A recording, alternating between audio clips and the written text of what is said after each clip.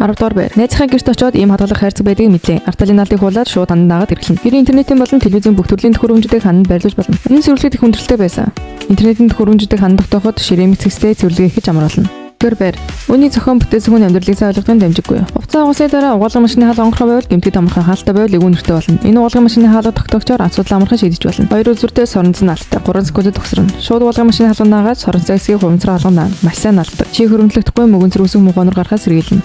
8 дугаар байр. Та ийм шин технологиг лав хараагүй байх. Шахаж багсгаж болох анхны хэлбэртэй хурд ордог хадгалах хут. Гэрийнхээ бүх сүдэн күрдийг энэ нутанд хийж болно. 7-8 күрд хийж болохоор том хэмжээтэй. Дээдсээ 3-7 онгой хамсартай. Хувцас хэмжил зэргийг хийхэд асуудалгүй.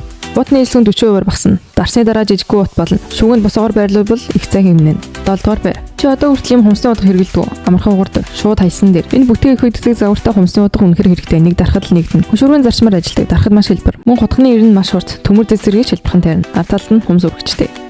Хэрэглэхгүй үедээ ихэд төлхөөрөндөө зүүж болно. Хааж авч явах тохиромжтой. 6 дугаар байр. Гэрт байгаа хуучин хувцас хахад хайран байвал жижиг давуу болгоорой. Шалгуугч нь тавчаад шалаарч болно. Маш сайн тогтно. Ерөөсөө унахгүй. Галхууны шал тусуулбал тус арилгаж шүвшээд арч боломжтой. Гэтэ би ер нь галхууны алчуур хэрэглэдэг. Хоол хийсний дараа цацарсан зүйлсийг арчаад бохир бол шууд хайдаг. Гарагч заврахгүй. Алчуурч бас авчаад ашиглаж болно.